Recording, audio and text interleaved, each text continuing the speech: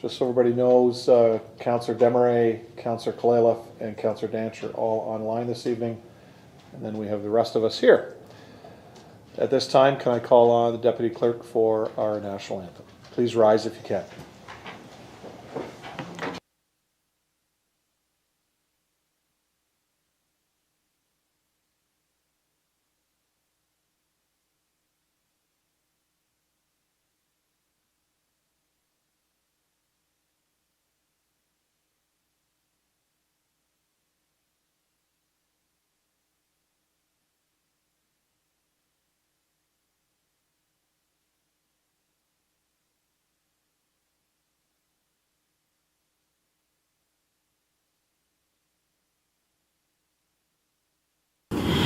O Canada, our home and native land, true patriot love in all of us command, car ton bras s'est porté l'épée, il s'est porté la croix.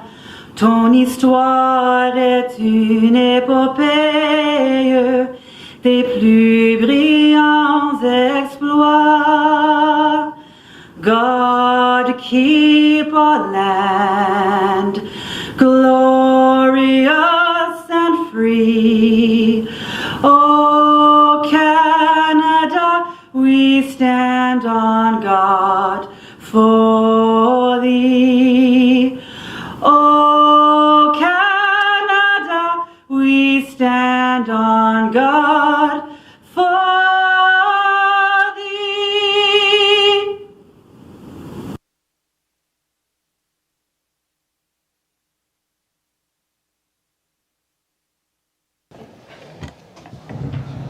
Yes. At this time, I'll read our land acknowledgement. Niagara region is situated on treaty land. This land is steeped in the rich history of the First Nations, such as the Haudenosaunee, the Haudenosaunee, and the Anishinaabe peoples, including the Mississaugas of the Credit First Nation. There are many First Nations, Métis, and Inuit people from across Turtle Island that live and work in Niagara today. The City of Port Colborne stands with all Indigenous people, past and present, in promoting the wise stewardship of the lands on which we live. Council, there's no proclamations this evening. If I could have Councillor Beauregard and Bodner move the agenda. The only change is that item 8.5 has been removed by staff. Questions on the agenda? Anyone opposed? That's carried. Are there any disclosures of interest? I didn't have any, so I assumed there were none, but I got to ask. Approval of minutes. We have two sets of minutes, the regular meeting of council October the 11th and public meeting of September 20th, 2022. If I could have Councillor Wells and Bruno move that. Questions? Anyone opposed? That's carried. So under reports this evening, council, we have only 4 reports being brought forward, 8.1, 8.2, 8.4, and 8.7. Again, 8.5 has been removed. If I could have Councillors Desmarais and Kalaleff move the remainder of the items, including our correspondence. And there is no discussion. Anyone opposed to doing that? That's carried.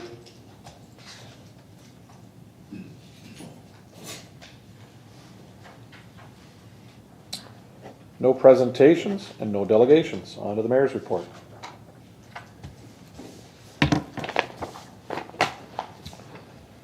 It was an honor and pleasure to be at the round table of marine industry stakeholders yesterday afternoon with Ontario's Minister of Transportation, the Honourable Carolyn Mulroney, and her Parliamentary Assistant, Hardeep Singh Grewal. Ontario's marine transportation strategy works with the public sector and private interests to invest in economic development, infrastructure improvements, labour, employment and training opportunities, and green technologies, all from the perspective of marine commerce, transportation, and tourism.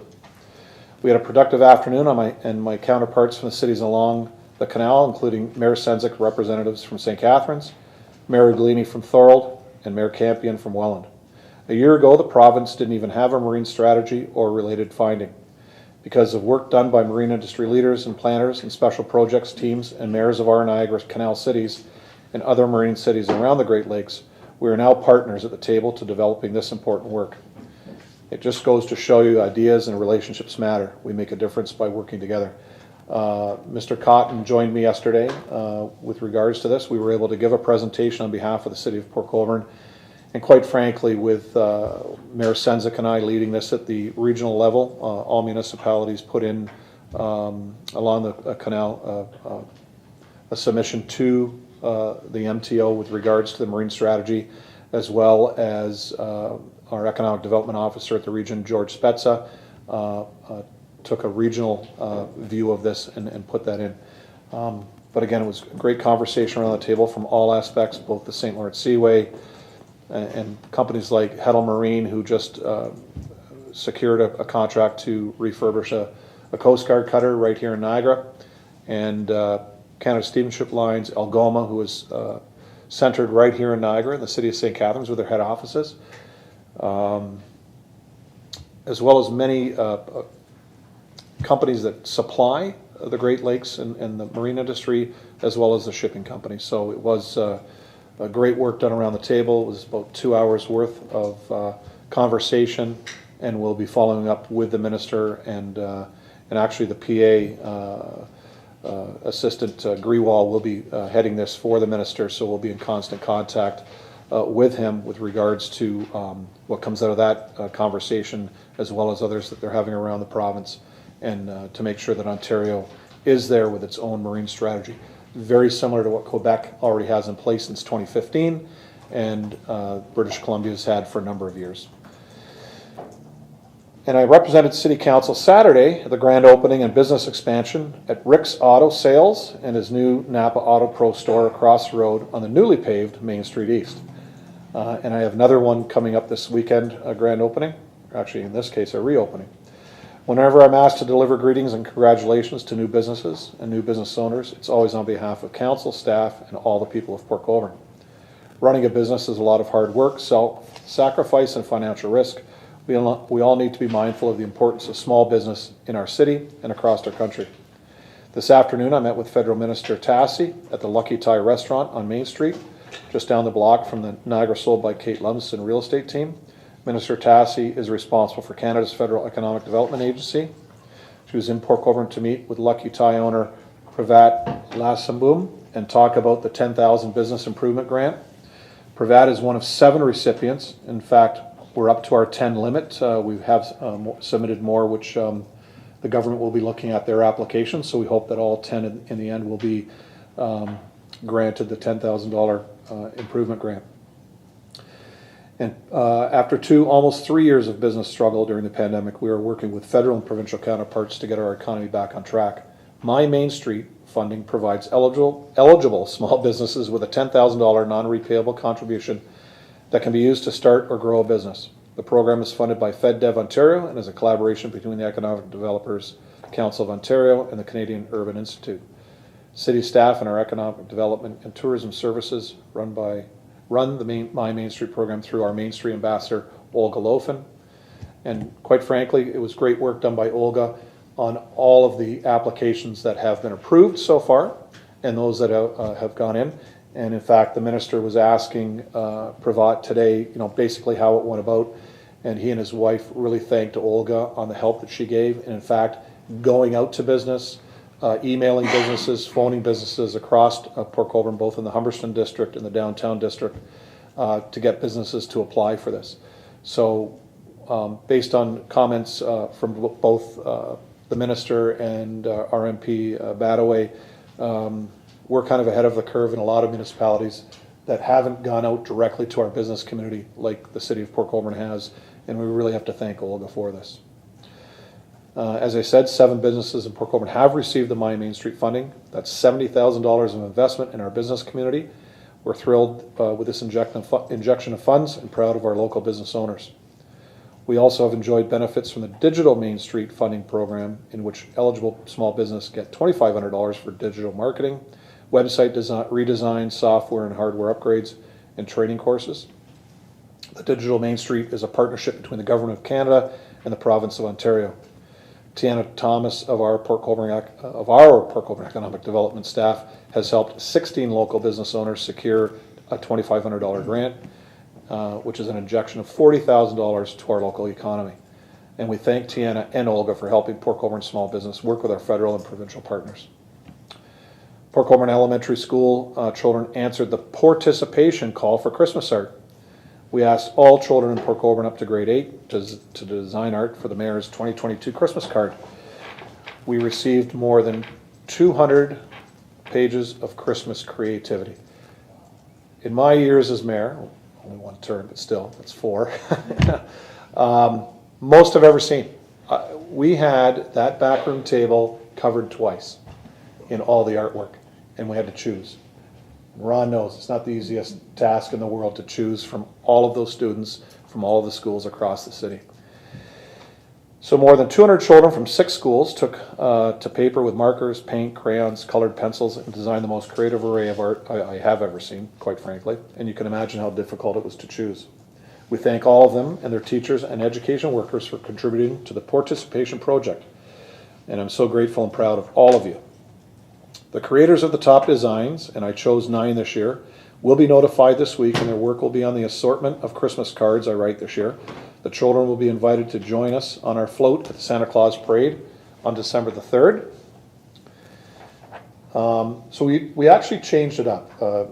Gail brought some new perspective of what we've done in the past. So with the 9, we're going to have 8 actual cards, and quite frankly, the 9th winner, I should have brought it in here, did a beautiful Christmas poster or card with my portrait on it. We've never seen anything like it, but the young lady that did it, I won't say who or what school yet, but there'll be contact. So that'll go on the back of every card. We just thought it was unbelievable. And that's what I mean. That's the quality of stuff we get right here in Port Colborne. And it was actually pretty good like this. Guys, we take the gamut from the very young student to the grade 8 students. We spread the cards out to catch all ages and talents. So you look forward to seeing that, because we do blow them up, as you guys know, and put the big posters on our float for the Christmas parade. At this time, I'd like to thank our museum curator, Michelle Mason, and assistant curator, Tammy Neal, for the solemn and fitting display, which is in front of us today, to mark Remembrance Day, featuring faces and names of Port Colborne people from the First and Second World War, including my great-grandfather, Charles Steele, who's on my right, your left if you're sitting out there, and my great-uncle Louis Steele, who was photographed here with several other volunteer soldiers that were going off to World War I. So I do say, after the meeting, look at all these photos and just look at the names on how, not just because it's my family, but if you look at the names there, those names are still here in Port Colborne. And there's still people that live and work, or families that still live and work, volunteer and do whatever they can for our community. But I think it was quite fitting that there's my great-uncle Louis, who is the grandfather of Gordie Weaver, who used to work at the City of Port Colborne.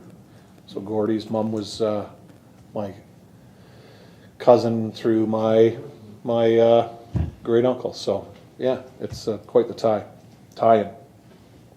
The engraved bronze plaque, again to my right, your left, is a sample of what was presented to families whose son or husband or brother was killed overseas, signed by then Mayor H.H. Knoll. Imagine being presented one of those because your loved one didn't come home. The poppies were presented to our museum by the Niagara Falls History Museum and the Stick and Needles Guild. In 2020, they reached out to the public to crochet and knit poppies for a large-scale installation. The Poppies Project received more than 11,000 poppies from every province in Canada, 25 U.S. states, as well as Denmark and New Zealand. And you can see poppies just like these ones in installations in Niagara Falls, Niagara Lake, Thorold, and right here at our historical museum on King Street. All of Port Colborne is invited by Legion Branch 56 to gather at the Cenotaph on Remembrance Day this Friday. We will gather at 10:30 in the morning and be prepared to stand on guard for 2 minutes of silence at the 11th hour of the 11th day of the 11th month, marking the moment the armistice signed was signed to end the First World War. It is a day we remember our parents, grandparents, and great-grandparents and the sacrifices they made for freedom for us.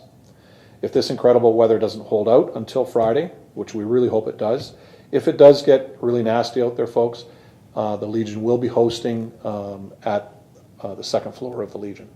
So they'll be setting up chairs and running it there. We've had to do it once in my memory because of a large snowstorm that blew through on that day. And finally, working on a team as we do around this horseshoe, 4 years at a time, there comes a time we have to say goodbye to outgoing colleagues as we say hello to and welcome new colleagues. We thank Councillors Angie Desmarais, Ward 2, Councillor Clayla from Ward 1, and Councillor Wells, who represented Ward 4 for their years of service. For their commitment to their community, public service is not a 9-to-5 gig. Calls and emails, daily, weekly, monthly meetings, they all add up. These councillors were never unprepared. They took their council work and their constituents seriously, and they have been insightful and inspirational right here in the council chambers. Angie leaves us after 3 terms and countless hours of work for her ward and for the city. She led the charge for a dozen civic committees over the past 12 years. We're grateful for her insight and her measured, thoughtful, and steadfast service to all of Port Colborne. Councillors Clayla and Councillor Wells did their diligence for Wards 1 and Wards 4 respectively, and we'll miss their input and their passion for their community of Port Colborne, and quite frankly, both their wards, Ward 1 and Ward 4. And I wouldn't be remiss about Councillor Butters. After 4 terms right here on City Council and 2 terms at the Region, you have seen an amazing force for Port Colborne, and we thank you. Barb, it was an honor working with you these past 4 years at the Niagara Region, but quite frankly, it was a better honor to work with you up here when you and I sat as councillors. So again, thank you for all your time, and really hope you enjoy your retirement. And who knows with the other 3, they may be back. You never know. Once you get the bite of this, and you do step away, because we've all done it, or not. Well, some of us have done it, not quite all of us. You do like to come back and really put that 2 cents worth in again. But again, to the 3 councillors that aren't returning, at the bottom of my heart, thank you. Not always do we always agree around this table. Sometimes you win a vote, sometimes you lose a vote. But quite frankly, in the end, all of us, and specifically you 3 that aren't coming back to this horseshoe for the next term, you represented everyone very well, honest, open, transparent, and did the best of your ability and brought your passions forward to make Port Colborne an even better place to live. And quite frankly, I think the 3 of you are leaving the city better than when you came in because of what you brought to the table and what you had to offer. So personally, again, Harry, thank you. Donna, thank you. Angie, thank you. I appreciate it. With that ends my mayor's report. I assume nobody has any questions on it? No? Great, thanks.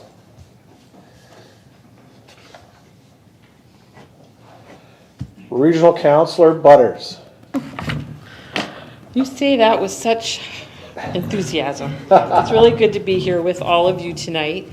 Last Thursday was the last regional council meeting. It was a night of mostly goodbyes and lots of good wishes. In case you think we got out of there easy and early, let me tell you, we did not. It was 11:03 when that meeting adjourned, and the majority of that was taken up with 2 really important in-camera items.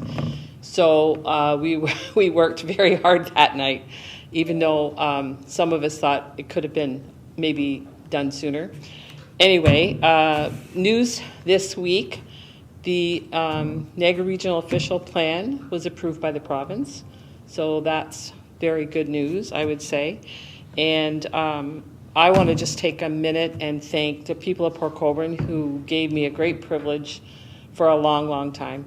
And to all of you, I want to wish you all the very best. To those returning, you have a big job ahead of you, but I have full confidence that you're going to do it well and you're going to work hard at it. For those not returning, give me a call. We'll find some mischief to get into. That's what I'm counting on. Harry, Angie, Donna, call me. So with that, I'll end, and I hope I will see you all on Friday at Remembrance Day. Thanks. Thanks, Barb. Are there any regional questions? Okay. No questions about the region at this time. Okay. Region question?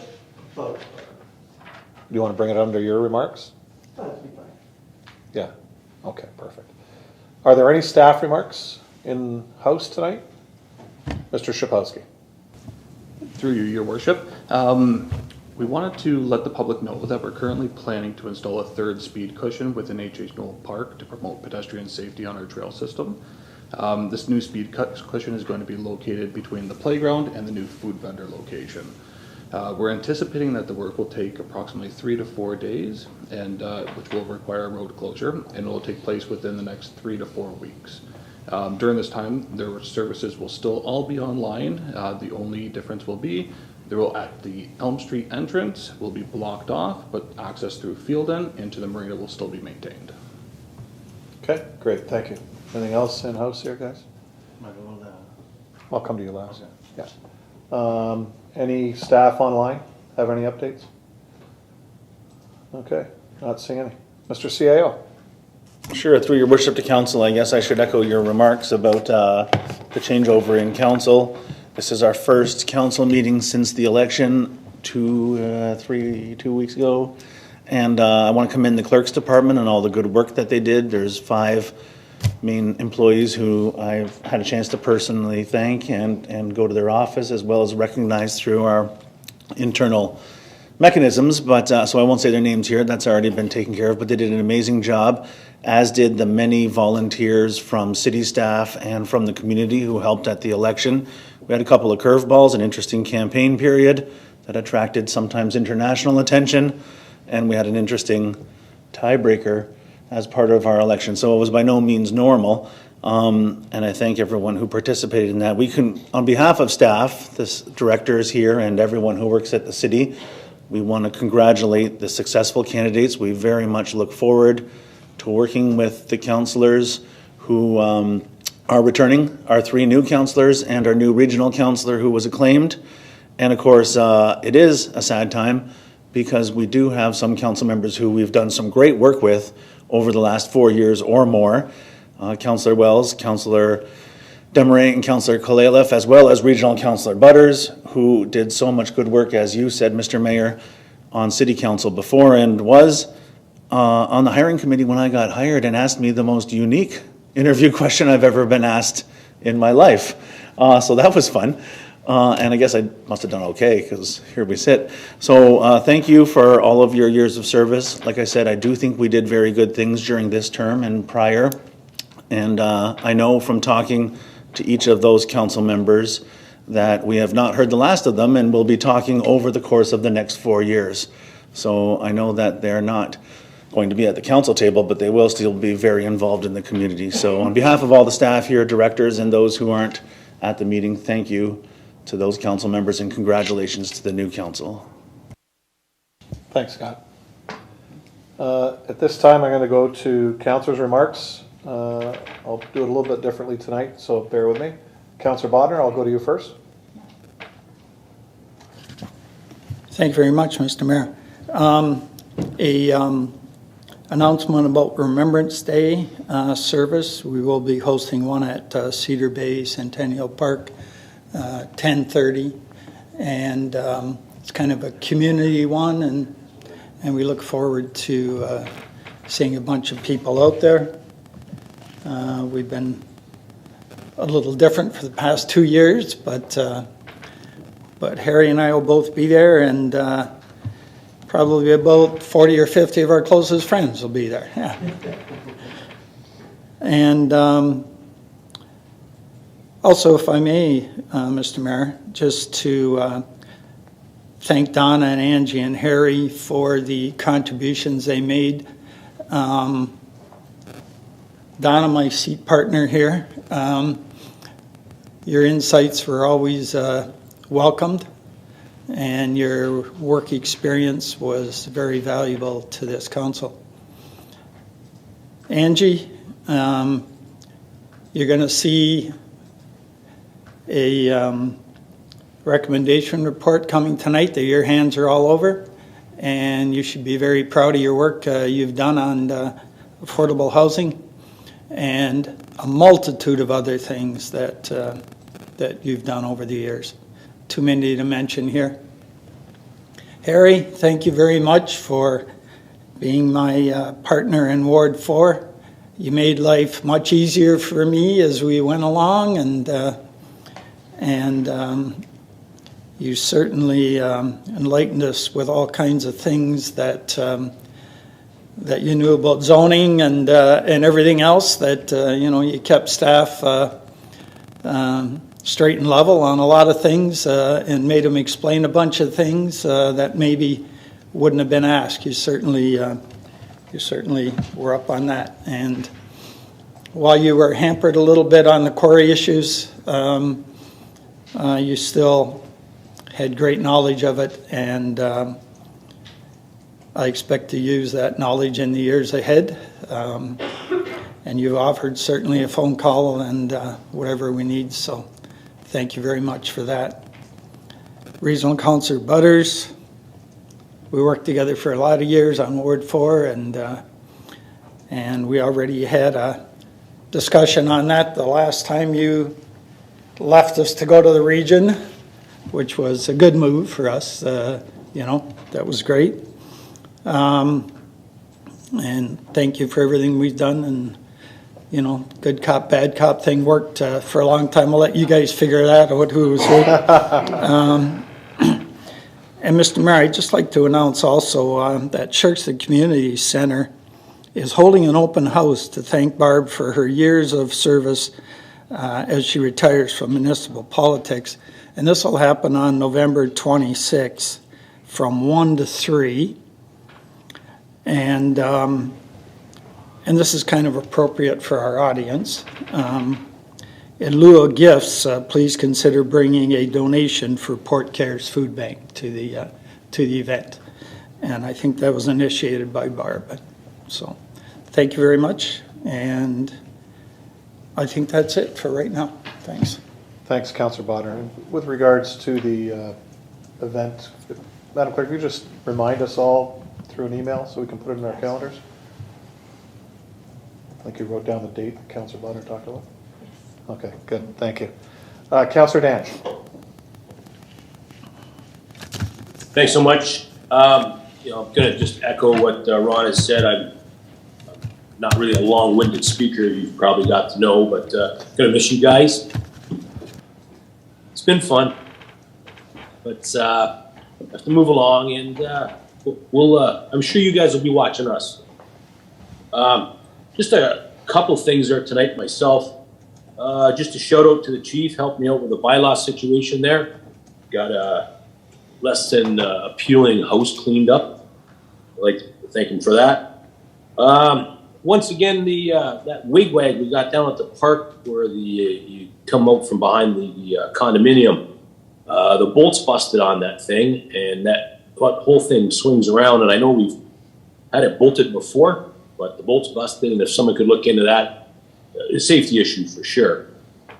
And the last thing I got is, and I maybe I should just report this another way, but the green light in front of the ops center has been out for over a week. And I know that's a regional thing, and I honestly didn't have the opportunity to go on my iPad and find out, but maybe Barb wants to put that on her list of her last job. It's the east light. The green's been out for at least a week.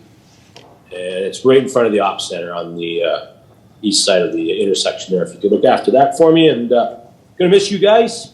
And you can always watch me Tuesday nights if you want to see me, okay? Thank you so much. Thanks, Councillor. Got that one, Councillor Butters? Yep. You'll look after that? Yep. Okay, thanks. Councillor Borgard.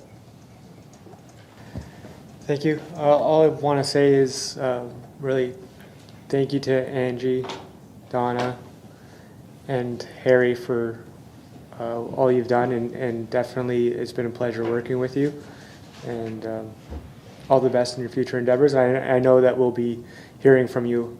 I'm sure we'll be seeing you in these chambers again at some point. So I just want to say thank you again, and that's all I have to say. Great, thank you. Councillor Baggett? Thank you, Mr. Mayor. I'll save my thanks for last. First, I owe an apology to Public Works. Last council meeting during the campaign, I was so busy and I forgot to thank them. There's a resident that had a tree concern on Clarence Street, a big tree in near end of life, and I put a request in for him through our online thingamajig, I guess you call it, and within a day and a half, the tree was getting cut down. And he sent an email thanking me so much for the prompt service, and I was shocked it was done in a day and a half, Mr. Mayor, myself, because usually it takes longer to get through the system. But I did warn him, don't expect service like this every time, but I was very happy to see our new foreman was right on the ball, and so thank you, Mr. Shmikowski. Please pass that on for myself and the residents. The other thing, on October 28th, I had the honor of representing the Mr. Mayor at a banquet. I represented the mayor and council and the citizens for the giving a frame certificate to the South Niagara Life Ministries. It was the 30th anniversary banquet. There was over 200 people attended, Mr. Mayor, and great success. And I read the certificate and wish them another 30 years of successful campaigning they're doing with the young people and actually every age people they help out with their problems, Mr. Mayor. Next issue, just FYI for city councilors, I've been working with Michelle on communications. I've had a couple calls regarding people feeding wildlife in the north end of town, and some people were being concerned that because of what happened in Burlington recently with the coyotes up there getting too close to people, that it might happen here. We do have a lot of new residents in Park Colborne, Mr. Mayor, from out of town, and I know the people in Hawthorne Heights, they understand very clearly you don't feed wild animals over there because a lot of pets have been missing there in the past years. But Michelle suggested we send out maybe in our monthly information to the residents a little bit of a blurb on not feeding the wildlife, and our Madam Clerk piped in this today that she has past experience. Maybe she fed them, I don't know, before, but maybe she's reborn, I don't know, but with her help we can get something out to the residents, Mr. Mayor. And last but not least, thank you very much, Angie, Donna, and Harry. Donna, I loved working with you. We shared everything, every information, every email, every phone call we shared with each other, and we worked super great together, and hopefully I can still have that relationship with the new Ward 1 councilor. And I do have your phone number, so I will be calling you for advice, and Angie, yourself too, and Harry, Corey Business, call Harry, he knows everything. So thank you very much, Mr. Mayor. Great, thank you, Councillor. Councillor Bruno. Thank you, Worship. I'm going to start with, I don't have any ward issues this evening. It's kind of with a heavy heart when people depart for a while, but as has been said, you're not going to be gone. I'll start with Barb. I've known her since the mid-90s, and it's been a true delight. Thank you for your support, but most of all, as I always say, thank you for being the heart and soul often of what can be sometimes just a exercise in math or finance or engineering. And you've always brought back the point that there are real people out there that we're dealing with. And I note that you have had always the respect of all sides, the respect of any issue.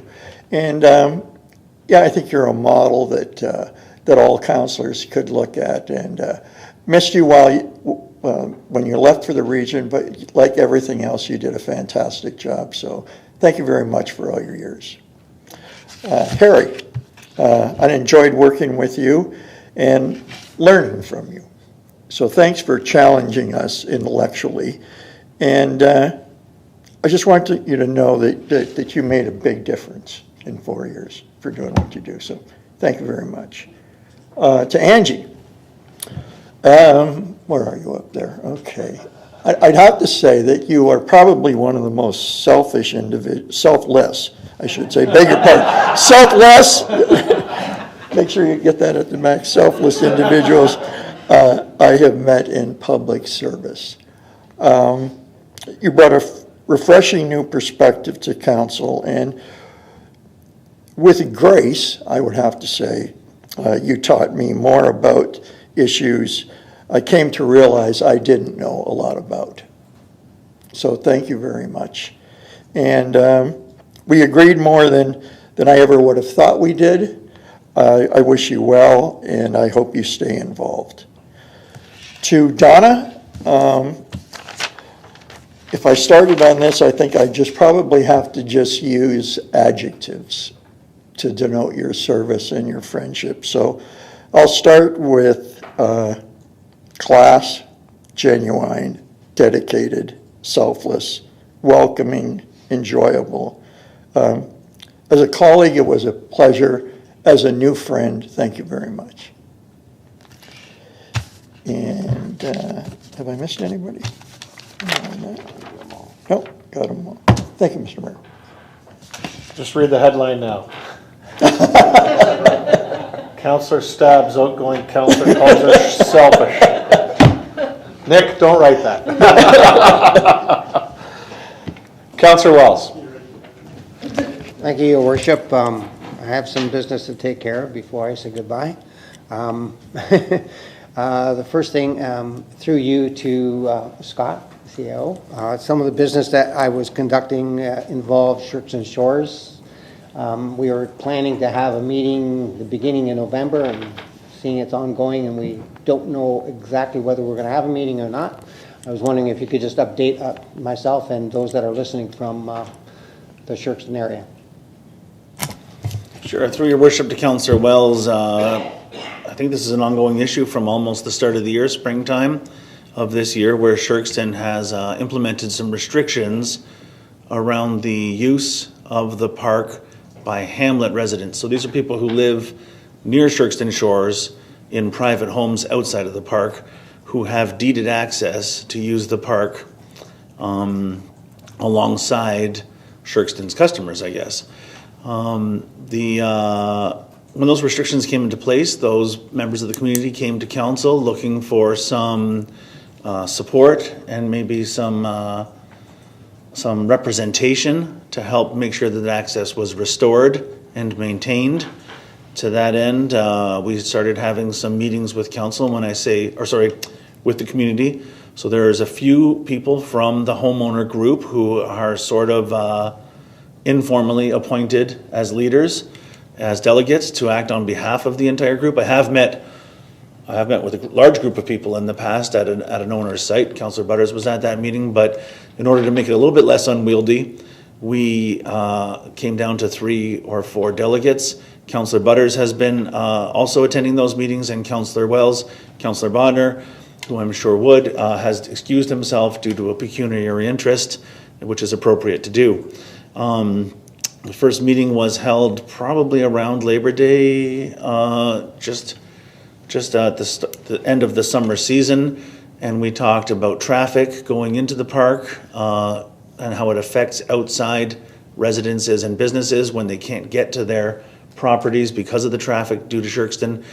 We talked about golf cart access to allow folks to get their families and their I don't know what the word is, beach accoutrements. I'm gonna go French. Accoutrements down to the beach from their homes, which is something that has historically been available to them, but was taken away, as well as access for disabled people to get from the gates all the way down to the sand, people with mobility needs or young children or any kind of access that needs to be motorized, which was restricted as well by the company. We left the first meeting with, I think, a good discussion. It was probably 2 hours of discussion. The city was going to look into golf carts on city streets, a program that has been piloted in other municipalities in Ontario. We were also going to look at the number of homes and residents in those homes that is covered by the deeded access agreement. And we did do that work. The manager of strategic initiatives and I have done that work and are prepared to meet again. At the same time, Shirkston Management, and when I say Shirkston, I mean Shirkston Shores. I don't mean, it's hard because the hamlet is Shirkston and the park is Shirkston Shores. Shirkston Shores Management committed to going back to their management group leadership team and seeing exactly what access, where they were willing to work, I think, with the community and with the city. And we planned on meeting again just about now. We promised that we would meet in the first week or two of November. Around the middle of October, I started reaching out or making overtures to, middle of October, I made overtures to Shirkston Management to see if we could arrange that meeting and have it scheduled at a location that was suitable, close to the park, but outside of the park for the community, the city representatives, council representatives, and Shirkston's management. And my requests were not met with any kind of response at all. I can't say favorable or unfavorable. I've just been a little bit ignored, I guess, for lack of a better term. Did make a phone call eventually rather than email, and I sort of made some inroads, but the communication has been not very generous on their part. I'm going to try again after talking to Councillor Wells more recently and see if we can schedule something. Councillor Wells and Councillor Butters have both offered to stay sort of on the file beyond the term of council and make sure that the residents in that area are getting the best representation that they can. So that's a long way of saying that there's not really any news, but I will endeavor to make that meeting happen in the next week or 2 weeks. Thanks, Scott. The only other thing I have to say right now is a goodbye, sort of. But I will not be going away. I just will be changing seats. I'd like to thank everybody, staff, for helping me all the way along the way. It's been a real pleasure and working with you, and I hope to work with you from a different perspective going forward. So thank you very much for all your help on that. This council, it's been an honor and a pleasure working with you. We tackled a number of very significant things. I feel that we've made a lot of changes. We've done some very good over the last 4 years, and I will be around to keep pushing those things to make them come through. With the residents, again, I'd like to thank them for supporting me through the 4 years and giving me lots to work on. So, thank you. Great, thank you, Harry. Councillor Kalala. Thank you, Mr. Mayor. Well, I guess I just want to say thank you to all of you. I've sat and thought about this for a long while, and it just never ceases to amaze me how much I've learned from every one of you. Coming into this, coming from a different level of government, I wasn't sure what to expect, but every day I just learned, the more you know, the more you realize how little you know. And everyone, including all the staff, all the councillors, you, Mr. Mayor, everyone was so helpful, and I can't tell you how much I've enjoyed it. And again, I think that we've made some great differences, and I know these things will carry on. And I even want to thank the citizens of Port Colborne. I've met and reconnected with so many people. It's been absolutely a wonderful 4 years. And I'm another one that's going to say I'll still be around. I think we still got lots to do, and just maybe from a different aspect. Thank you all, and especially, like I said, the staff. I can't say enough about Port Colborne staff. We've got a wonderful, wonderful group of people. Thank you. Thanks, Donna. Angie. Thank you, Mr. Mayor.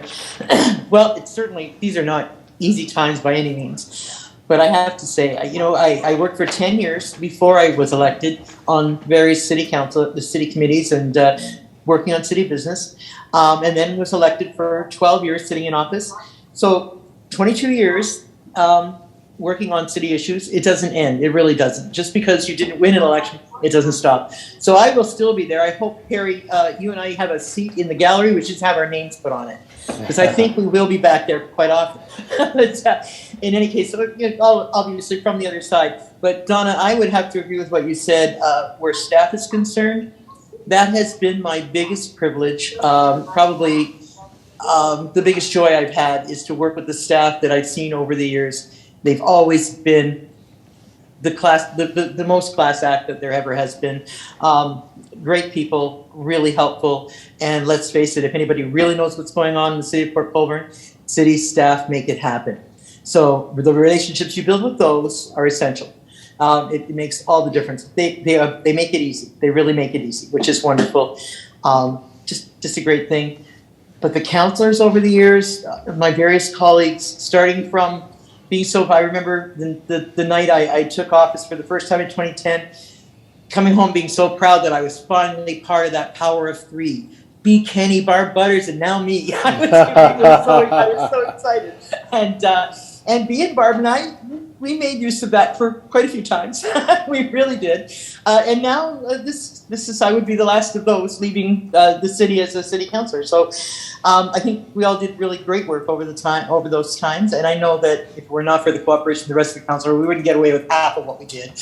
But it was always good times. We laughed together well, and we argued together well. We did it all, but I think we did it with grace. And if you look around the region, I think Port Colborne has always been one of the most respectful councils around, no matter who was on it. So I've always been proud, very, very proud to be a part of this. And for all the wonderful remarks everybody's made tonight, you know, everybody said it's not over, they'll be back. Well, I think we all will. I really do believe we all will. I've just in the last couple of days have found people calling me and asking me certain questions, and I think low-income seniors need an advocate with a big mouth that isn't going to take no for an answer. So I got a feeling there's where I'm going to be coming back quite a bit. So I'll see you all again. And to the new councillors, I wish you all the best.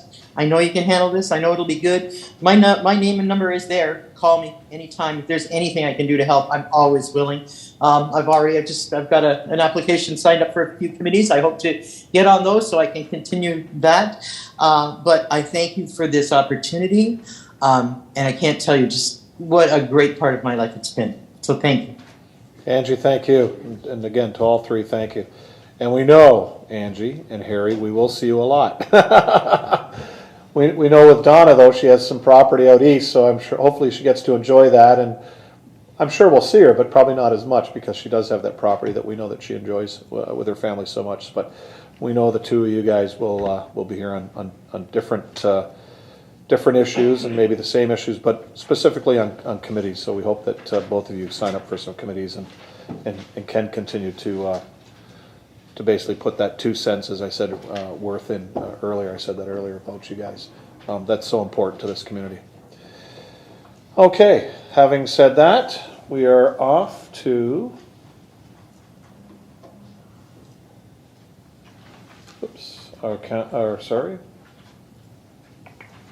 consideration of items. Council, I'm just going to pull item 8.4 first because that's where our delegation in the chamber is from tonight. So if you bear with me on that.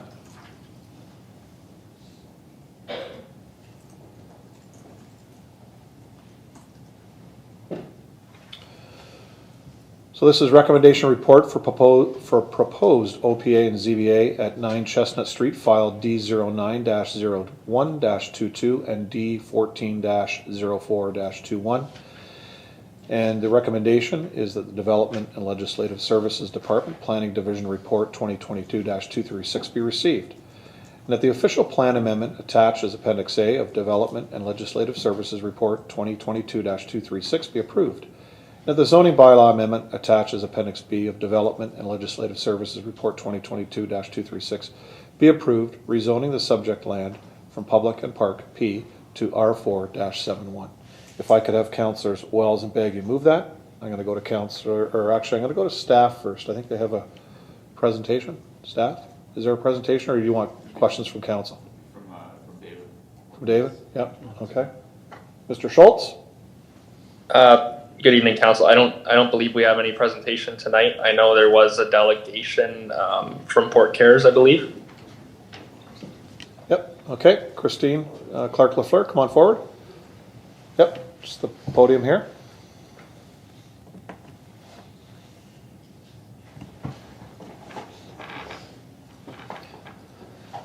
Great. Thank you. I don't think I broke it. Mayor Steele, members of council, outgoing regional councillor Barbara Butters, city staff and the delegation who's here tonight. Clearly, they're all members of the Port Cares Do Good Street Gang. So I'd like to have our board members just sort of wave to you. I think we have quorum. We could have our own meeting here tonight with quorum. And then our frontline staff who are working hard every day to make this community a stronger, more vibrant community to live and grow. And as well, my colleagues, Gord Sazi from Niagara Regional Housing, the project manager for Port Cares, and Aaron Butler, our land planning consultant from NPG. Thank you for the 10 minutes tonight. I want to assure you that I'm not going to take that time.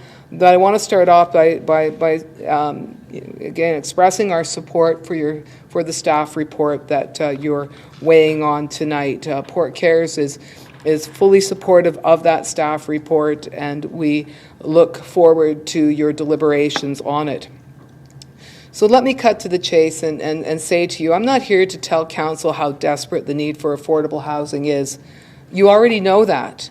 And this past year as council, you stepped up, and you stepped up big to develop an affordable housing strategy. And I and my colleagues from Port Cares commend each and every member of council for your insight, your advocacy, and your leadership. You've gone to places where many, many communities have yet to walk a path.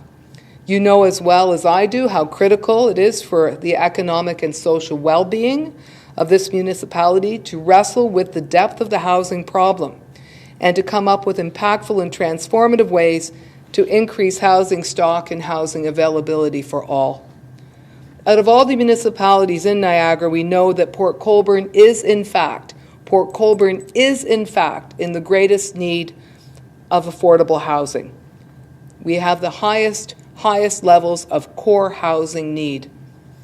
And that's not something that, you want to be proud of, but it is something that you want to do very, very aggressive and very impactful things to address and to reduce that need. For those at the lowest income levels, you face the highest challenges. I shared with Council Port Care's case for support for the affordable housing project. If you had a chance to peruse it, you'll see that case for support clearly identifies two of the demographics that are of greatest need, that are the community of Port Colborne. And first is low-income seniors. Low-income seniors are those over the age of 55, and they're the majority of whom are fully reliant solely on some form of government benefit as their sole source of income, whether that's old age security along with guaranteed income supplement, ODSP, or OW. And the other just as important demographic group are single-parent families with kids under the age of 14. When we put together our case for support for affordable housing, it's not that complicated. I'm not an accountant, but I can tell you it's pretty simple math. Rent these days in Port Colborne hovers between $1,100 for a one-bedroom and upwards of $2,000 for a 2 or 3 bedroom. Low-income classification for 2022 says that if your gross income as a single person is $26,620, you are in fact at poverty line. If you do the math for anybody who's just on OAS and guaranteed income, you don't even hit $26,000 gross. You're hovering around 22 and a half, 23. For a family of 3, the poverty line is $41,000 gross. It doesn't take much once you math it out. We also looked at the census data for 2021.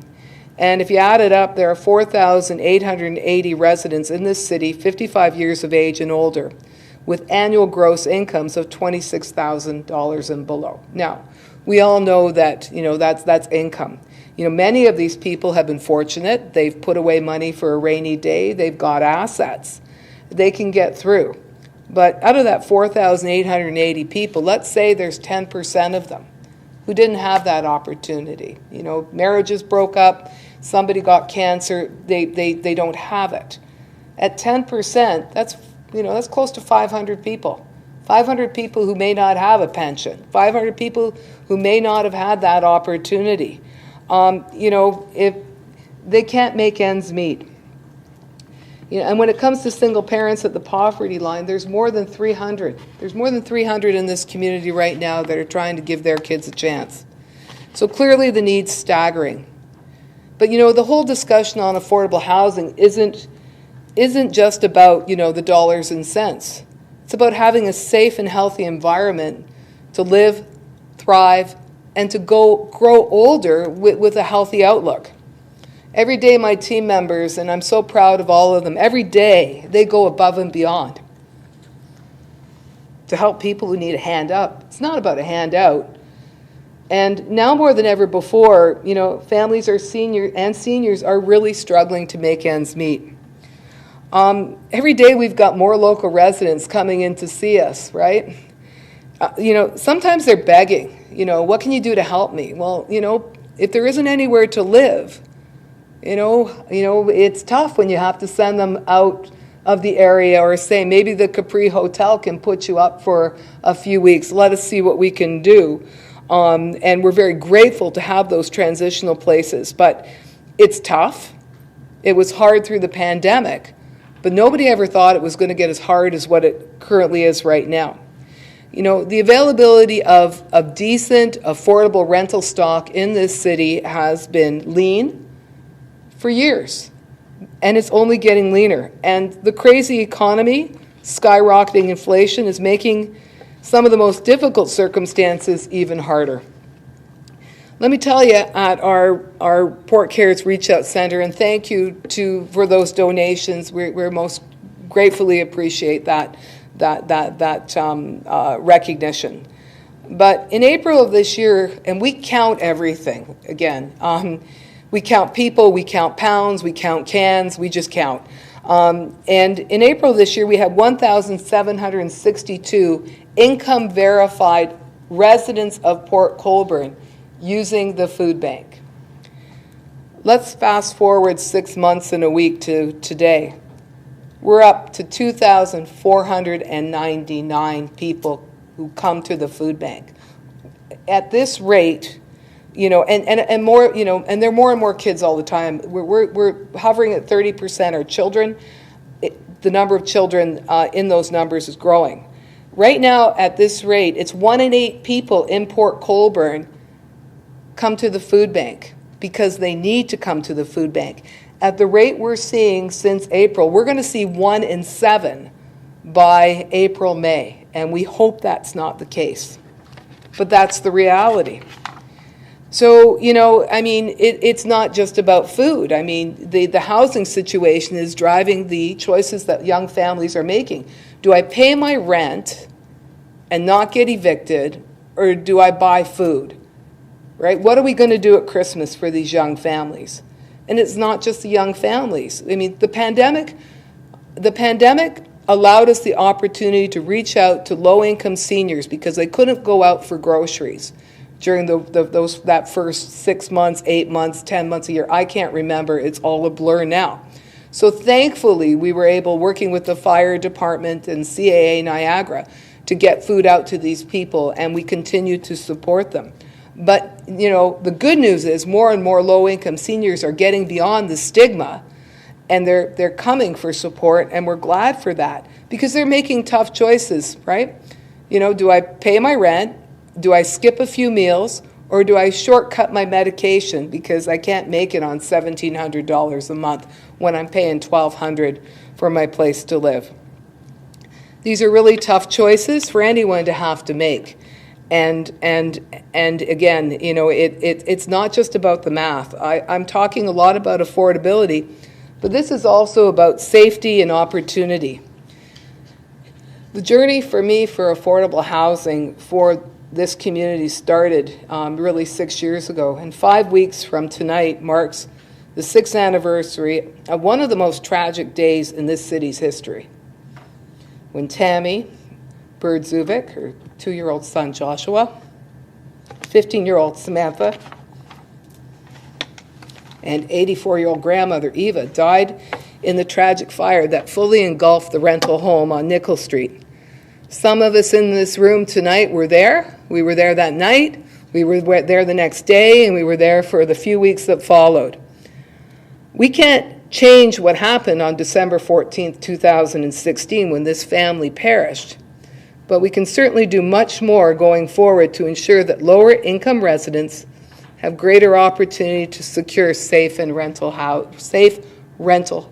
because it's affordability and it's safety and it's opportunity. The journey to build affordable housing is clearly not an easy one. It's not. It's not easy. There's no recipe card for it. There's no one to take you by the hand and show you the way through. It's complex, it's specialized, it's intimidating, and it's daunting. But with what we've learned, and with the team at Port Cares working with the City of Port Colborne, it's pretty clear that when you have the right people doing the right things for the right reasons, it is possible. It is truly possible.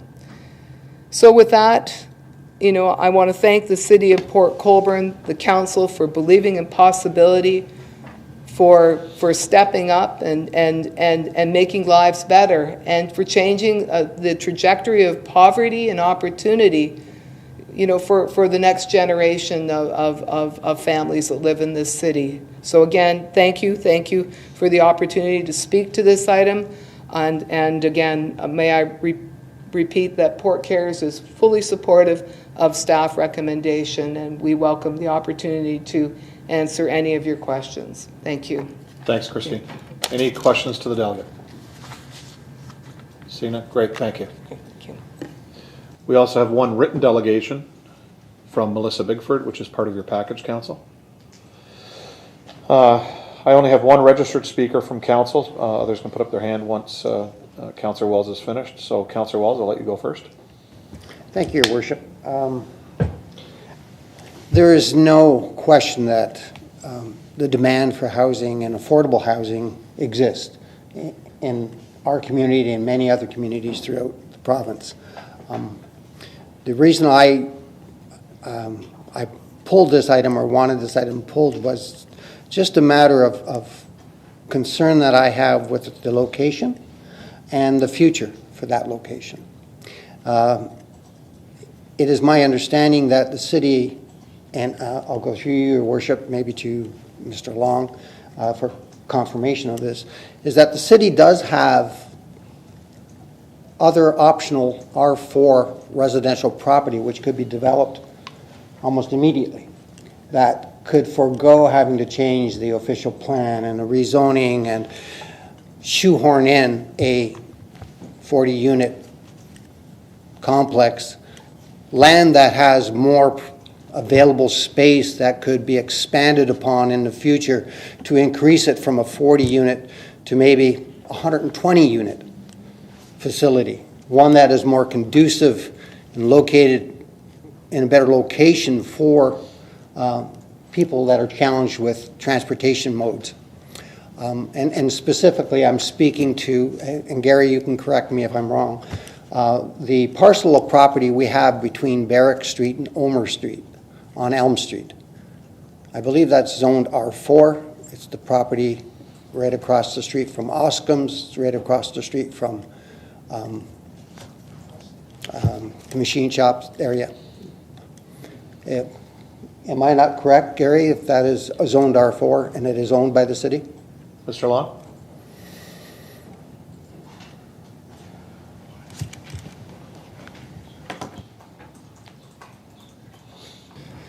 Through you, Your Worship, to the councillor. Certainly my planning colleague can check that out while I'm speaking. It is something we'll have to take a look at. I mean, certainly in staff's opinion, the Chestnut Park site is the most suitable site for this kind of development. But we will take your question under advisement. Thank you, Gary. I appreciate that the Chestnut Park is suitable for such a development in some people's eyes or in some planning. But long-term, it's a one-time effort. It's not expandable. It's fully located. We actually even have to chop off and make variances to the zoning requirements in order to establish it there. So we have to make concessions for that. The fact that that this other property, this other already zoned property, to me seems a little bit more suitable, not only for the immediate needs, but also for longer-term needs for our affordable housing that we could develop right there on Elm Street, close to the West Side Mall, not far from the Main Street downtown business area. It's right there, everything accessible to that area. I would really put forward that the city really take a harder look and consideration of that piece of property that we own there for this, in light of the needs that we're going to have, which we've already heard tonight, much more than 40 units. 40 units is just a drop in the bucket. So I would just like to ask staff to take a look at that parcel of property. There's no development behind it as of yet. There's just a street in front of it. So I think it'd be very conducive. We could still use that property on Chestnut for other residential development. I think we could get possibly six maximum lots out of that property that we could utilize for some other type of housing, Habitat Humanity or something else like that. But the part on Elm Street would be, to my opinion, be much more conducive to allowing Port Cares to get going right away and get that established right now. So just something for consideration. Thank you. Thank you, Councillor. Councillor Desmarais. Thank you, Mr. Mayor. To Councillor Wells' point, first let me just say that I don't think we're looking at an expandable project here. The size of the project is the size of a project for a reason. When you get into making large, massive projects that address affordable housing only, you end up creating ghettos if you're not careful. That's not the sort of thing that we want to do here. Small pocketing change is the way to go. That's number one. Number two is this is kind of late in the day to be doing this. If this property were available, I don't know why we weren't talking about this a few months ago. And the other thing is, if we're going to use Chestnut Park for other development, why would we even think about that? If we can use it for development, use it for the development that we've got right in front of us. Port Cares is ready to go. This is the very last step in the chain. The funding, everything is all sitting there waiting on all of this. Nothing more can go forward until the actual transfer now takes place. And that's the point we're at, which we probably would have been at a few months ago, but there were a few things done in maybe the wrong direction. I'm not sure but how that happened, but in any case, we got sidetracked a bit. My thoughts are that if the city does in fact have land that would suit these kinds of developments, then maybe that's a good thing to know, because in the future, we're going to need more of them. So get those ready for the next one. But for now, we have something ready to go, all done, funding almost complete, everything's there, ready to go. Why are we now wanting to step back from this? I actually would like to just call the question on what's in front of us. I don't think actually it's for ours to decide. I believe we are lame duck and it goes to the CAO, but maybe the CAO could step in on this, please. Thank you, Councillor. CAO? Sure, through your worship to Councillor, I'm not sure if it's to Councillor Desmarais or Councillor Wells. I do think that the report that's before us is actually the planning approvals for the intended use. Whether or not there's merit in vending the land, selling the land to an eventual purchaser for that use, I think has already been before council. It has approval in principle. We do need to actually go through with the actual sale, which I intend to do in the next 2 weeks under delegated authority from council in the lame duck period. For people who are watching or in the gallery, what that simply means is the council can't sell land with a value over $50,000 until they're sworn in, because only 6 out of 9 council members are on next term's council. But like I said, I'll be acting under delegated authority to effect that sale. I do think what Councillor Desmarais says is probably the best representation, and I have the benefit of having been able to talk to planning staff over an email here, where we're looking at that strip of land that Councillor Wells referenced, it is a linear parcel. It's sort of a strip of land. It doesn't really lend itself to affordable housing the way that a nice square parcel of land does. But, in my advice, my non-planning advice to council, my strategic advice to council would be, why not both? Like if we have a demonstrated need for affordable housing and we have more than one suitable parcel, we can talk about both of them. And I think that's what Councillor Demaray's point was. So that's my long roundabout way of saying that I think that this information is useful. Manager of Strategic Initiatives can come back and see if there's feasible future uses. Maybe it's done with this partner or a different partner, but that land can also come on stream. Council needs to decide this application on its merits. And this is not the sale of land that's before council, it's the planning approval. Councillor Demaray? Thank you, Mr. Mayor, and through you to the CAO. Thank you, Scott. That actually takes care of my thoughts on the matter. Thank you. Thank you, Councillor. Further questions? Councillor Bruno? Yes, I think Councillor Demaray and the CAO have talked about where this project is at the tail end of it, but I don't think we've heard the real definitive thing that puts either a button or an opening here, and that is for whomever can answer this, is the project from a point of view of the grant and money that and the legwork that's been done, is it too late to start over, or is what I understood this to be a project that is in the hopper and far enough along that it's got its place in the queue? And while I agree with Councillor Wells and brought this up at the public meeting, that perhaps we need a more coordinated approach of where the next location would be. Can I get a yes or no or something definitive on the status of this project as it relates to where it's at? Mr. Long?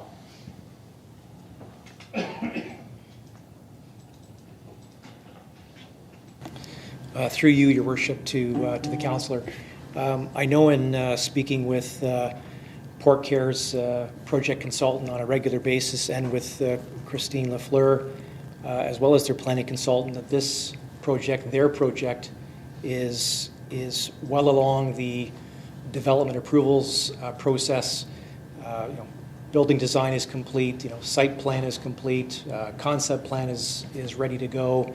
I think Christine could certainly speak to the fundraising aspect that is in good shape. I'm sure she'd like to raise more money, but I think the fundraising has been done on the basis that it would be for this project at Chestnut Park.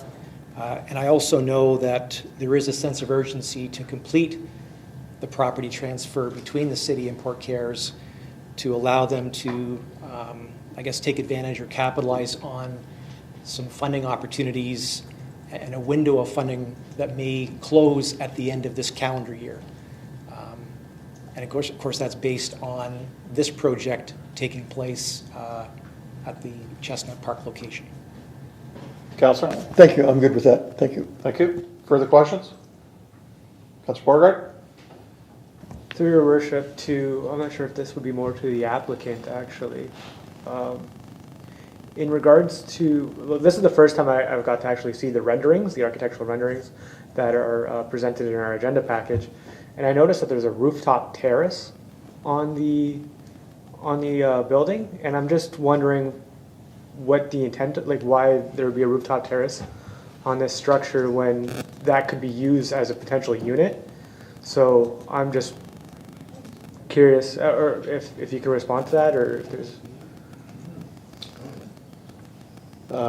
Yes, we'll let you want your consultant to come and answer that question? Yeah, come on ahead.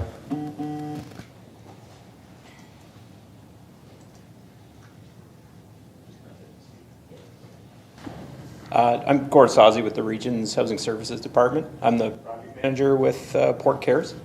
So To answer that question, the idea behind the rooftop terrace was that you can tell by looking at the site that in terms of green space, there's the adjacent park to the south of the site, but the site itself doesn't allow a lot of green space for tenant use. And the idea behind that was maximizing density to get the most amount of units possible. So we thought it might be a nice benefit to tenants to have a space somewhere for outdoor use. In terms of why that space isn't being used for units, comes down to a density and a budget consideration. So basically the unit count that we have is what fits on the site from a planning perspective and from a cost perspective. Councillor? All set? Okay. Yep. Gord, just a quick question, because I know this came up in our discussions at the start of it. It could also be used for garden areas too, that terrace? Oh yeah, the use of the terrace hasn't been defined at any point. Yeah, I'm talking more like a vegetable style garden for the tenants in the building. Yeah, tenant community garden, something like that can be used, yeah. Okay, so I know that's a comment that came forward in initial conversations between our staff and Port Cares. Good. And if I can, I might just touch on the previous question that was brought up about timelines and where we're at with the project. Sure. So I'm sure as everybody knows this, we've come a long, long way in our planning and in our in all the front end due diligence work that we've been doing. A lot of it was defined in the memorandum of understanding that we have with the city for the land transfer. And this project is very close. We're basically at the point where we're ready to apply for full capital funding. And site plan approval phase with our design consultant is just about to get underway. So all the front end legwork is done. It took 2.5 years, I'd say, to get that done.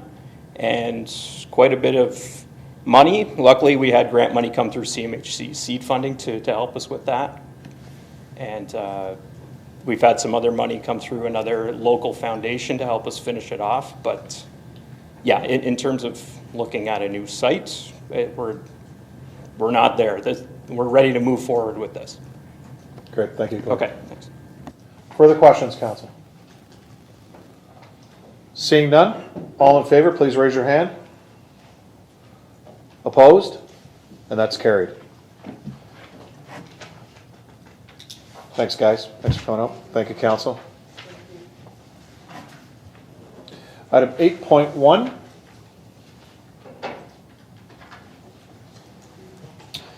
Recommendation report for development agreement D11-10-22, 1575 Fire Lane 2.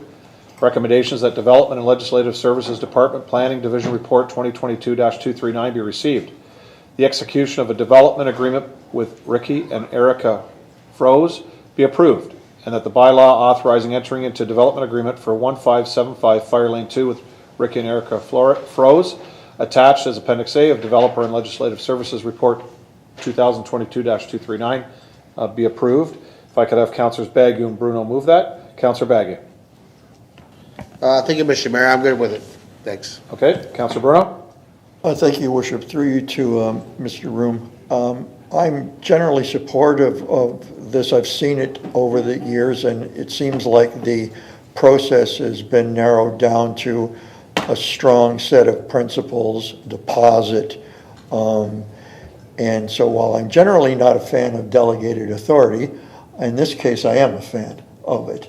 And I'm just wondering, through you to Mr. Room, rather than the time taken to write the report, we don't have very often people with vacant enough parcel of land that they were building their new house where an existing house is. Do you see in the future where this could be relegated to delegated authority? These people can get on with moving their house and you don't have to spend the time writing a report like this. Thank you. Mr. Room? Through your worship to Councillor Bruno, in that same vein, I am a fan of development or delegated authority for that purpose too. It's a relatively quick process, but it would make it a little bit faster. It seems a little bit burdensome for the applicant. But it is something that I know the clerk is working on, is to get a list of items for delegated authority together. Planning staff has requested that development agreements to be on there. Just as a note, we do have development agreements already baked into consent applications. If it's a condition of a consent application, the development agreement's already granted delegated authority. So this would really just be a next step in that process. So, Councillor? I'm good, thank you. Great, thank you. Further questions on this one? Seeing none, all in favor? That's carried. 8.2. Recommendation report for proposed draft plan of condominium and ZBA at 690-700 Elm Street, file number D07-01-22 and D14-13-21. Recommendation that Development and Legislative Services Department Planning Division Report 2022-235 be received. That the bylaw and draft plan conditions in Appendix A of Development and Legislative Services Report 2022-235, granting approval of a draft plan of vacant land condominium be approved. And council require no further public notice in accordance with sections 34-17 of the Planning Act.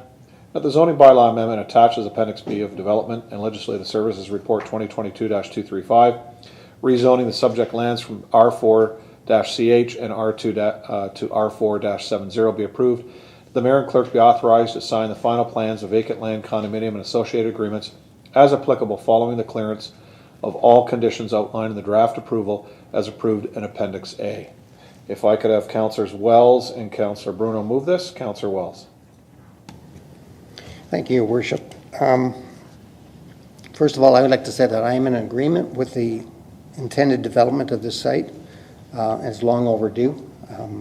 But I'm a little concerned with the width of the zoning amendment brush that's being used.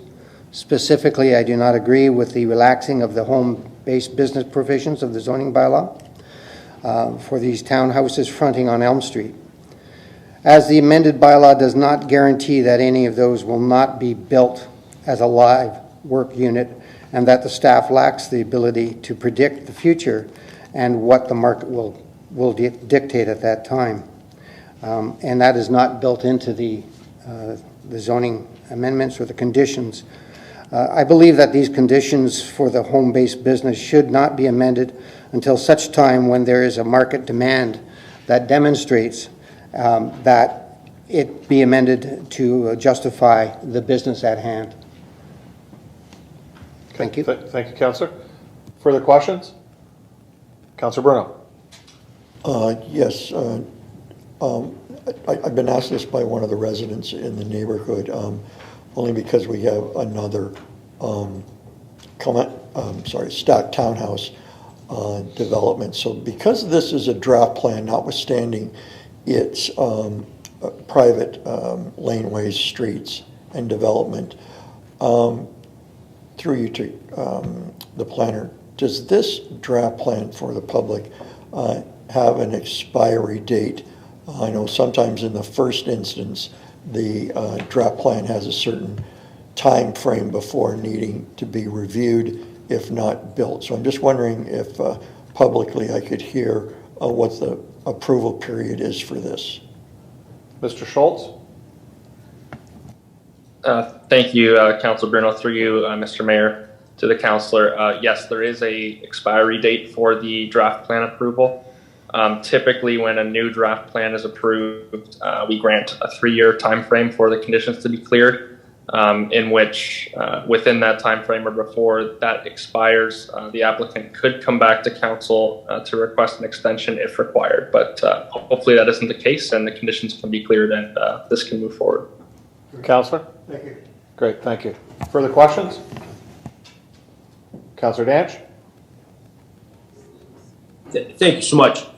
Just reading that, Dave, they're saying the property had like a fuel station on it, and I'm trying to find it on my computer while I'm looking at it. So I can't get the wording, but that property was always a building supply. So there was never any like fuel pumps or anything like that. It was a retail building supply. And they've noted it in the one page there. I think it was under conditions or something like that. I tried emailing you today there, obviously you're off, but I don't understand why that's even in there, because that's got nothing to do with that property. Mr. Schultz?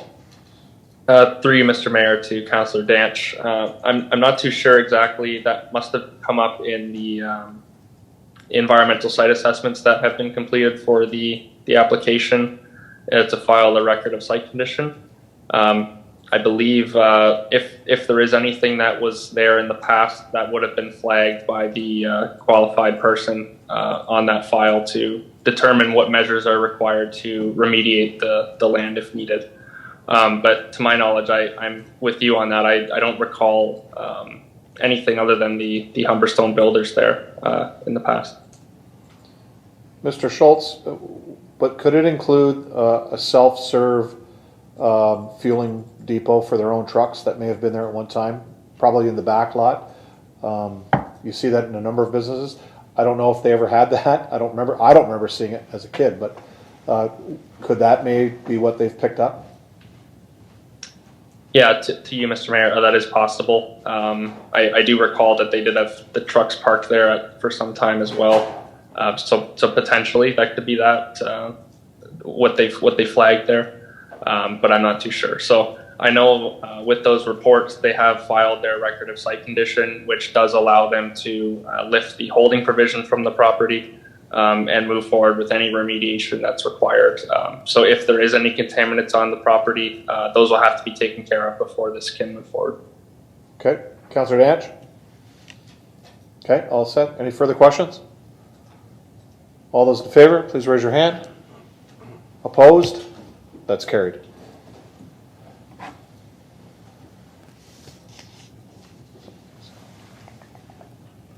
(8.7)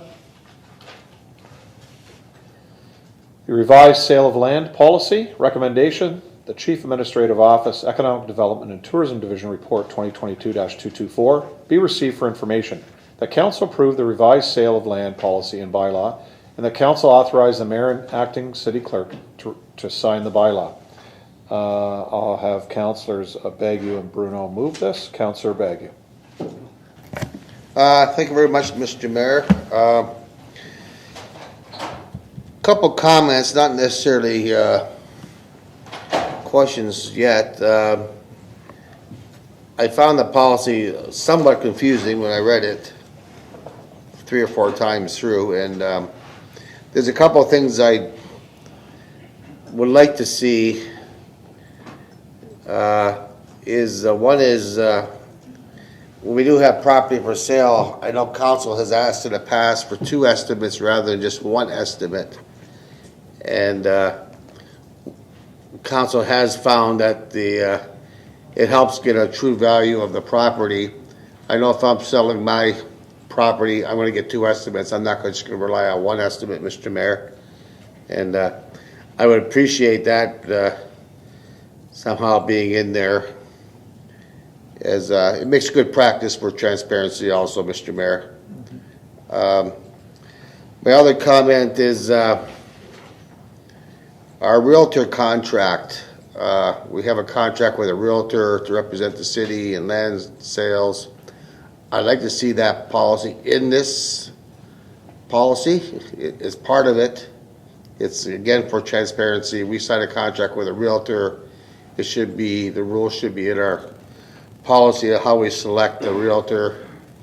And I would like to see next time it's open that the city does look around a little bit, just like we have for other things, services that the city receives, banking, an example, and the report to council at the time, what staff did, Mr. Mayor. So I'll leave it at that, Mr. Mayor, and somebody else might want to say something. Thank you.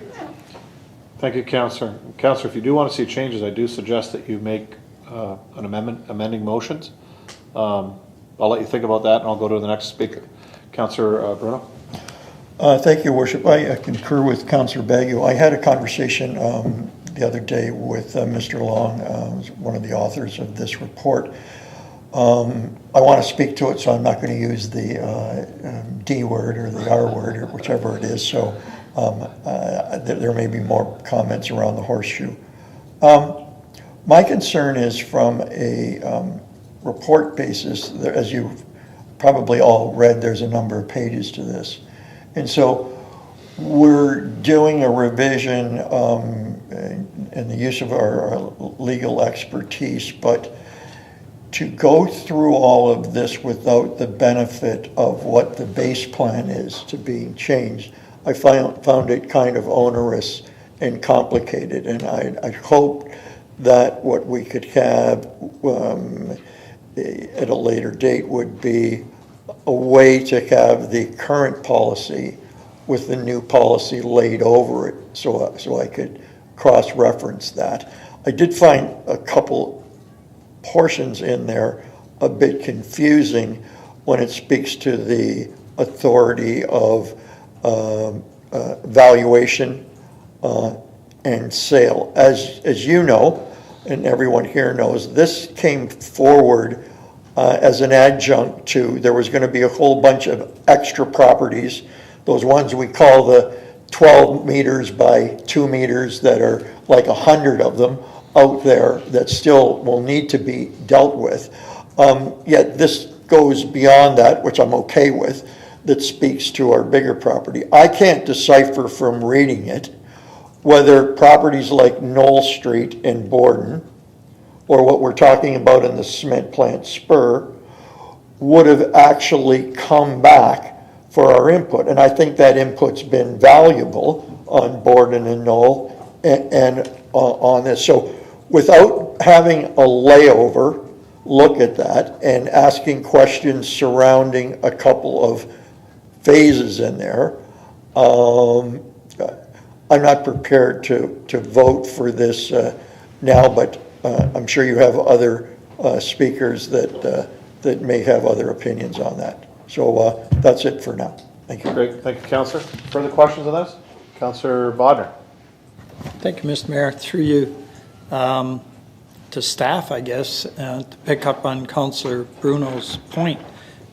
We've gone over this before, where we've gotten something but didn't know what the old one said. And I think at that time, at least staff was instructed on that case to put it in red, what you're changing, or something like that. So it's really easy to see if the change is good in our opinion or not good, or question it or whatever.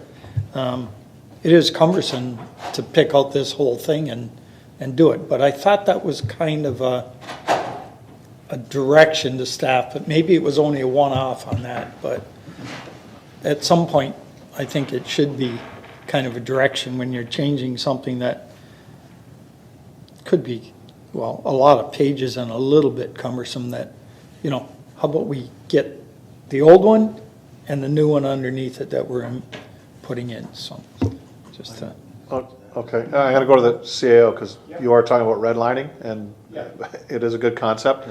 Mr. CAO. Yeah, and I think through your worship to Councillor Bodnar, hearing the different comments around the table, and I know I've worked with the manager of strategic initiatives on this update, and maybe I'm stepping on his toes by saying this. The original deferral or referral to staff was for the purpose of addressing an issue, a particular issue that could arise where a non-marketable piece of land that the city owns is merged with some other non-marketable piece of land, two lots that are way too small for a building lot. But if an investor could somehow get them to go together, one of the city and one of his or her own, or some other third parties that he or she acquires, now all of a sudden you have something that's worth, who knows, in today's dollars, $200,000, $300,000, $400,000, but the city contribution was non-marketable. We wanted to close a loophole. Council directed staff to bring back a policy. I shouldn't say we. Council directed staff to bring that back and make sure that that our taxpayers were protected, the owners of that land who sold the land were protected, and I think that was good, that was worthy, and that was noble. In the course of that, we started digging deeper. We sent it to external legal counsel. We got a lot of changes to the report, and it is a fair assessment and probably something that I should have cut off at the report approval process, because I don't think that there's a lot of meat on the bone in the staff report. that explains what the changes are in the attached policy. So what I would suggest is that maybe, and the other thing is, we did have a council member who wanted to see this in the term of council. We kind of pushed it to get it done under the wire. Maybe I allowed quality to suffer in exchange for time, and I'm sorry for doing that. I'm not a mover or a voter. My suggestion is maybe council wants to defer this, send it back to staff, refer this back to staff to make sure that we address the provision of council with sort of a a greatest hits of what the changes are, a red line version, and maybe a little bit more context on the like the 5 W's, who, what, where, when, why, in the body of the staff report, because as I do concede that maybe it's not the most detail as much detail as council requires to make a decision in the body of the staff report. So on that basis, I think looking towards the manager, maybe December 13th, maybe the council meeting in January, fourth Tuesday of the month, we could have this back before council and make sure that we get it right that time. Thank you, Mr. CEO. Before I go to any councillor, I'm just going to go back to Councillor Bagu. With regards to Councillor Bagu's questions, I mean, one is a fairly simple fix within the context of what we have in front of us by going out and getting the 2 estimates opposed to 1. However, the other part he spoke about was the renewal of a contract with one of our consultants, which in this case is a real estate consultant.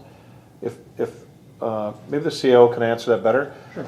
Obviously, it's not in this what we have here tonight, but it is in a policy somewhere. Can you just explain so that council and the public knows where that is now, and then if it needs to be brought into this with regards to real estate? Sure. Through your worship to council, we do have real estate needs from time to time. This is one of them. The city is not a major owner of property. We own a little bit of property. That is the project that's been undertaken by the Strategic Initiatives Department, is to sort of put some of that property in private hands, to make the property have an economic benefit to the city. The lion's share of our property is parks, buildings that we own like fire halls, things that we won't be parting ways with anytime soon, although we do from time to time close a park because of the Parks and Recreation Master Plan says we don't need this or do need that, or make this one bigger, make this one smaller, and you saw evidence of that on the agenda today. We also have real estate needs when it comes to acquiring land. From time to time, council will say, go out and get that piece of land and add it to the city's holdings for future use or for economic benefit in the future, and we will use a realtor to make an arm's length offer of sale, a purchase and sale agreement to that vendor. And then the third use has also come up in the discussion today, and that's to obtain an opinion of value. So when we want to know how much a property's value is on the open market, we could get an appraisal. Appraisals are done by somebody who's certified by the Appraisal Institute.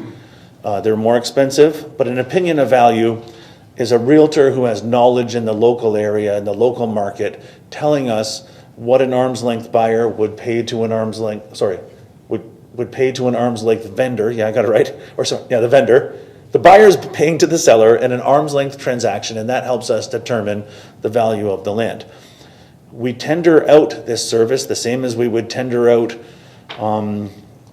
trimming trees or grinding stumps or cutting keys or any of the services that we don't provide in-house. We tend to tender it out for a certain number of years. There was a successful bidder in, I think, 2018 or 17. The contract is just coming to an end, and we will do that again. I understand that with all of our tenders, we try to make sure that price is not the only mitigating factor. We try to make sure, so for example, in this service, we would use a scoring matrix that would consider a number of services, including the person's local knowledge of the market based on where they are. A St. Catharines realtor might not score as many points as a Port Colborne realtor. The size of the person's office, can we get a hold of someone in that office when the particular provider is on vacation in the Caribbean or something like that? There's a number of factors that would go in. We would eventually award the contract and would be for a number of years. I can also make sure that that information on how long is left on the existing contract and what the process is to retender the contract is included in that staff report when it comes before council, and you'll have a good idea on what our timing is like to make sure that that contract is awarded in accordance with council's procurement policies. So on that basis, and then the third thing, Councillor Bagu makes a great point. Do we want 2 opinions of value? Do we want 3 opinions of value? Is there a council member out there that would rather see an appraisal, even though it's more expensive than the use of an opinion of value? Those kind of things we can put as options in the staff report for council to sort of choose from. We'll have a recommended option, but council can make a motion to amend and choose one of those other options. As long as it's carried by a majority of council, we'll make that amendment to the policy. Great, thank you. Councillor Bagley, does that kind of answer your question on the tendering process? Because this is only one avenue of our real estate dealings, that putting it in here really doesn't cover everything else that it is already under a policy with regards to tendering out real estate services. That it stays where it is now, and that staff continues to follow that policy that's in play already, which it would cover this piece of legislature here, but it also covers other things, as opposed to narrowing it down to just this one. Is that fine? That's fine, Mr. Mayor. I thank you and thank the CEO for clarity, and opinion of value is all I'm looking for. I'm not looking for a 75-page report on tourism in Port Colborne. That's why this little lot should sell for X amount of dollars. So thank you, Mr. Mayor. And I do agree with the two opinions of value. I have no issue with that. So before I go to councillors that haven't spoken, because the CIO has made a recommendation or a suggestion to council, is there anyone that actually has a question, or can I go to council? Okay, I see 2 heads online shaking no. I have. Okay, so if I could have councillors Kalaleff and Beauregard move that we refer this back to staff with regards to the comments that have been made tonight, and that it be brought forward the December 13th, Councillor, Madam Clerk? Council meeting, December 13th. Yeah, and that can be brought back December 13th. Is that fine, Council? For those that are still unless here? there's urgency, Mr. Mayor, I don't care if it's one after that or not. Whatever works for staff. Yeah. Okay. So then if you can do a red line back to us, add the 2 appraisals or opinions of value. And then the other issue Councillor Baker brought up already is covered by a policy. However, I think what the CIO said will cover that anyways, so we're fine there. If anybody has anything else to go into staff on that, you have time between now and the December meeting, get it into them if you'd like to make sure that they can bring that forward. Mr. Long, you're fine with that? Yes, thank you very much. Okay, there's no debate on this. December 13th, it is referred. I think staff has everything, what everybody said tonight. All those in favor? Well, that's carried. Thank you. That's it for items. Wow, you guys.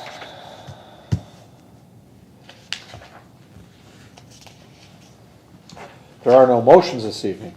There are no notices of motion that have been brought forward. Has anybody have any notices of motion?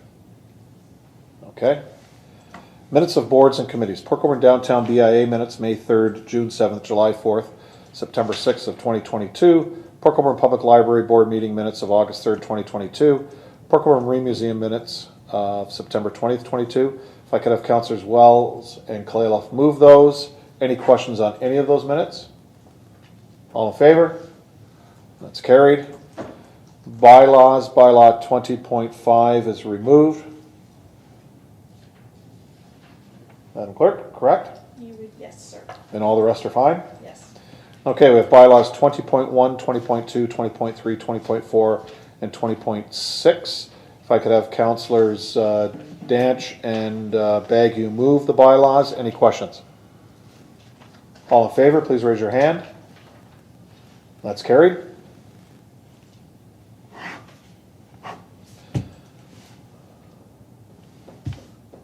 Madam Deputy Clerk, we're close to your time. This will end our meeting. Before I officially adjourn, again, we thank the councillors for their time here that won't be back. Our inauguration comes up on November the 22nd, right here at City Hall Chambers, with a great night of festivity with regards to how we swear in our new council, and we look forward to that. We thank everybody for coming this evening that was here in the gallery. We thank everybody for watching on our WeeStream. So with that, I adjourn this meeting.